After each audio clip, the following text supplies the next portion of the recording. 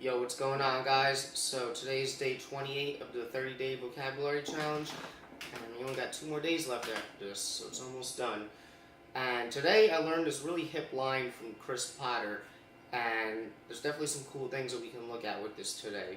Okay, and this is from one of his original compositions. It's called Pop 2 Number 1, and this song kind of has a different vibe. The first half of the song, it's got a nice guitar solo on it. But in the second half, he solos and it switches up the vibe completely.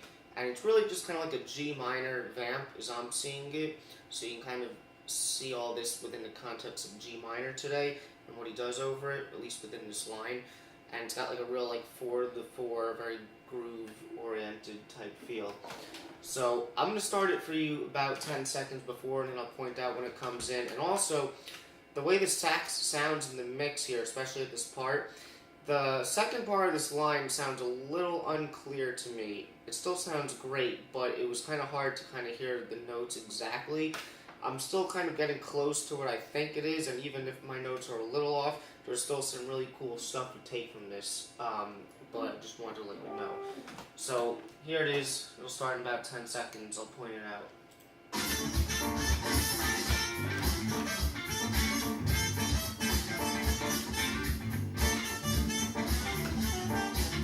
Right now.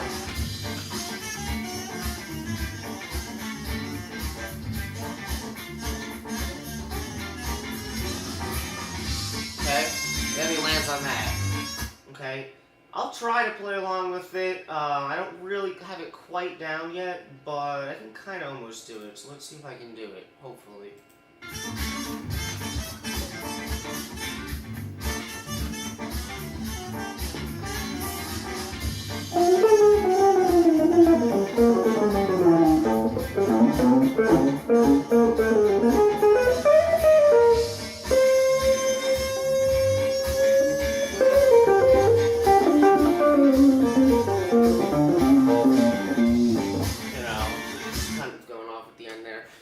But, that was okay, you know, slowly. Let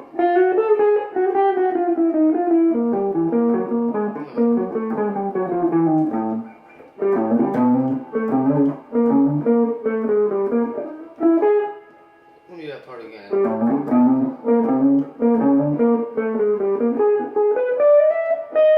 And, you know, lands on that.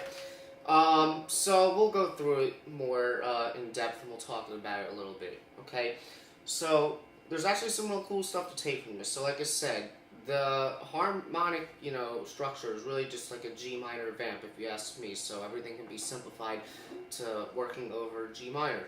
And the first part of the line is actually very clear to me. And he's starting with like an enclosure,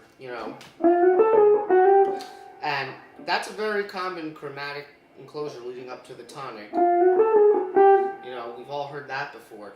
But the thing that I actually like about this, and the thing that's really inspiring, is he's being like more rhythmic with it. And a lot of times when people are doing enclosures, whether they're coming from the measure before, or like maybe in the middle of a measure, if you think of enclosures in more of like a bebop context, it's not like they're always just playing eighth notes, but a lot of times enclosures are just like a very straight stream of notes that lead up to the chord tone that they're approaching. That's still what they're doing here, but he's being like more rhythmic, and the notes are a little bit more broken up.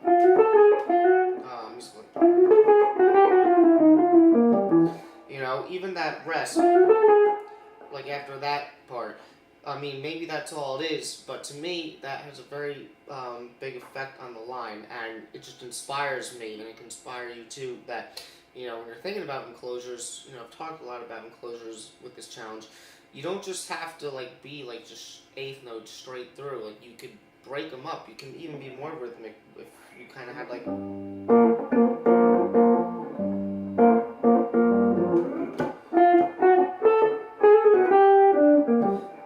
I'm kind of just messing around on the fly here, but I think you get my point. So I really like how he kind of breaks that up rhythmically. So from there, now from here he goes down chromatically. And then he goes back to this note, okay? So it's almost almost like everything is leading up to this note, at least in terms of those chromatic notes. Sorry. And then from there, what is that? So basically, it's just an E diminished triad. Okay? And E diminished is related to G, as if you thought of G as like a Dorian. That's like the 2 chord. The E diminished is like your 7 chord. So it's just a triad that's down a diatonic third, which if you've been watching these videos, you know I've been talking about that a lot. So that's a good substitution or triad that you can use in that context. Like if you have a minor chord, you just go down the minor third and play diminished. So it's a real good use of that.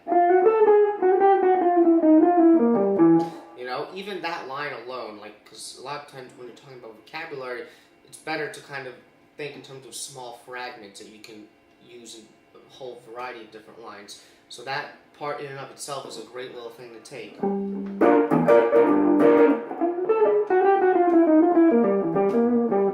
You know, but from there, what does he do? Then he goes, okay, now he's really just doing another enclosure to lead up to this, but he continues the chromaticism from there. I'm pretty sure he goes to that. It almost, you think, would go to that because that makes more sense, almost over G Dorian. And again, the recording, the notes are a little unclear, but I'm kind of hearing it as walking down to that. Okay, because it keeps the line moving. That would still work over G minor, like if it was your flat 6 and that's your 9. But again, now we're going to get into more chromatic territories, so it's not that big of a deal. Okay, now, like I said, this part is a little unclear, but what I'm thinking is this. Okay, and I'm thinking of these top notes, like, you're going to see in a second, I'm going to talk about the diminished in a second, but, you know, what I'm thinking is he's kind of turning the G minor into almost like a G diminished, or symmetrical diminished. Now, there's a part later that comes after this where I'm kind of seeing it more as like a G half whole diminished. I mean, I guess those are the notes that kind of work here. I'm sorry, whole half diminished. You'll see that later in a second. But for this part, it might be more whole half. Because what he's doing, I mean, he's kind of going up all these notes here, so maybe kind of disregard what I'm saying here. But the upper notes are the G and that, which is, again, if you're thinking G minor, you can just think the root and the minor third, which is normal for G minor. But I was kind of, before I was figuring this out, I was kind of thinking how you can kind of think of diminished arpeggios with like a 6 above them. It's a nice thing that you can work with. That's not necessarily what he's doing here, but I was thinking about that earlier, so I guess that's maybe why I was thinking of that a little bit. But I really like how he has these top notes, and then he's walking up the bottom, and he's kind of going back and forth.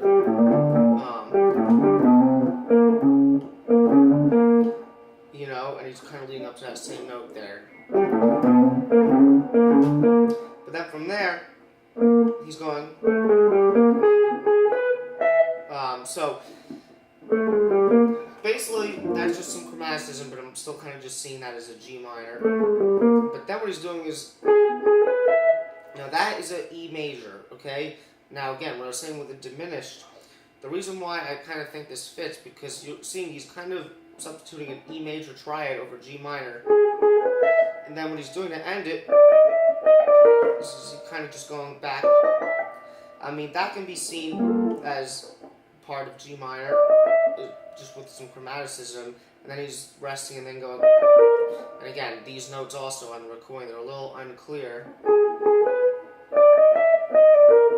You know, from this part.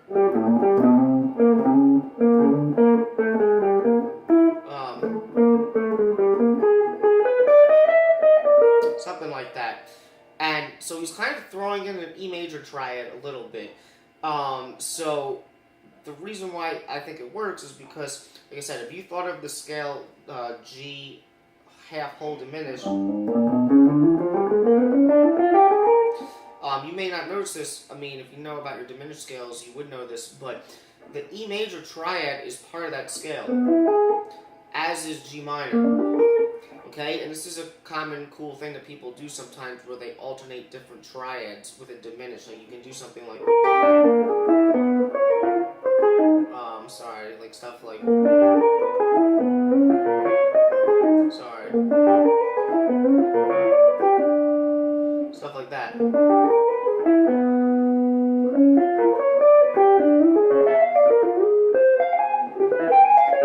kind of moving it up in major thirds or minor thirds, but seeing these different triads that can be found in a symmetrical diminished scale and making little patterns out of it. That's not what he's doing here, but that's how I'm kind of seeing the E major as relating to the original G minor, because the G minor triad is also part of the symmetrical diminished scale. You know, but the E major is also in there. So that's something cool that you can take, is that even if you have like a minor tonality, in this case G minor, you can still substitute in this E major triad and kind of go back and forth and get some real nice sounds. I'm not saying that that's necessarily what he's thinking here, but I mean, it's something cool to take from it. You know, so that whole line again.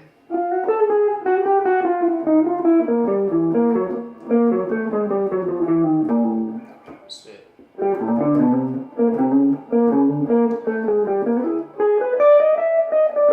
And then, yeah, I think it lands on that. We'll try and play it with the recording once more just because it's cool.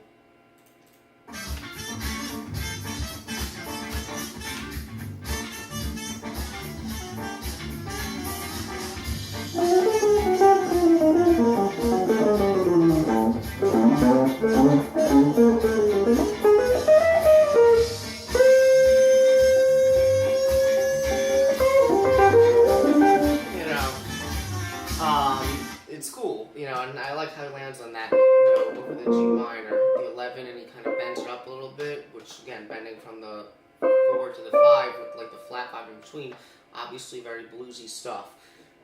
So that line's a real cool line to me. Like I said, there's some cool stuff to take, mainly how you can be more rhythmic with your enclosures. I mean, the way he kind of walks things up chromatically, like he has maybe chord tones in the top and then moves the bottom part that he alternates it with chromatically.